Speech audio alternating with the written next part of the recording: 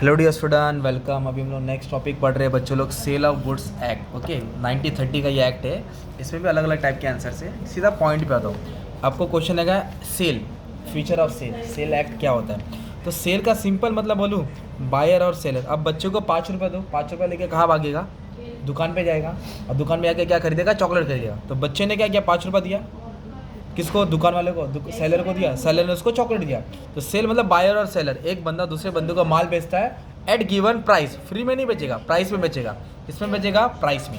तो इसका एक्ट है 1930। तो सुनो, और contract by which seller transfer the property of goods. क्या ट्रांसफर करेगा, property in goods to the buyer. किसको बेचेगा, बायर को। फ्री में बेचेगा क्या, नहीं, प्राइस में बेचेगा।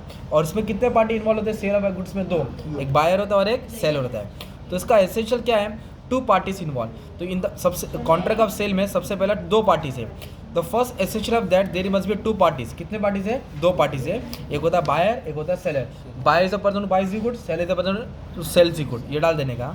ट्रांसफर ऑफ प्रॉपर्टी, क्या ट्रांसफर होता है, प्रॉपर्टी भी ट्रांसफर होता है और ओनरशिप भी ट्रांसफर होता है। जब तक चॉकलेट सेलर की बर्नी में था, डब्बे में था, उसका मालिक सेलर था ना। अब उसने बायर को भेजा, उसका मालिक बायर हो गया। अब बच्चा कहा है, फेक है, अपने को क्या है ना। इधर प्रॉपर्टी के साथ साथ, पोजेशन के साथ साथ ओनरशिप भी ट्रांसफर होता है, मालिक भी बदलता है। Okay, the transfer of property in the goods is another essential. Essential मतलब जरूरी है कॉन्ट्रैक्ट का। In a contract of sale the seller must transfer the property of goods and also ownership goods. इसमें क्या बेचेगा, हवा पानी बेचेगा क्या, जादू बेचेगा नहीं, कुछ तो बेचेगा ना। पेंसिल, बुक, गाड़ी, घर, वो गुड्स हो गया। क्या हो गया, वो स्टॉक मैटर हो गया, है ना, अनाज हो गया। कंसिडरेशन, आप लोग कई कंपनी में काम करेंगे तो फ्री में काम करेंगे क्या, सामने वाला थैंक यू बोलेगा चलेगा क्या।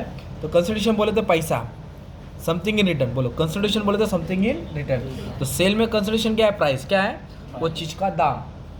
कंसिडरेशन बोले तो पैसा, है ना। सेल तो property in goods is immediately transfer at the time of making the contract. जैसे कॉन्ट्रैक्ट बना, उससे बोले मेरे को 1000 जीन्स चाहिए, ठीक है, शाम तक आ जाएगा। तो तुरंत गुड्स क्या होता है, ट्रांसफर होता है। तो उसको बोलते हैं सेल। क्या बोले उसको, ऑब्सोल्यूट सेल।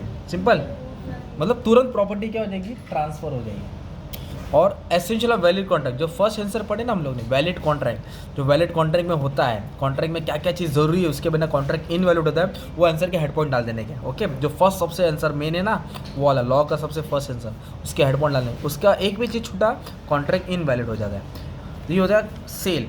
एक और होता है एग्रीमेंट टू सेल, उसको नेक्स्ट लेक्चर में कवर कर दूंगा, ठीक है। Thank you.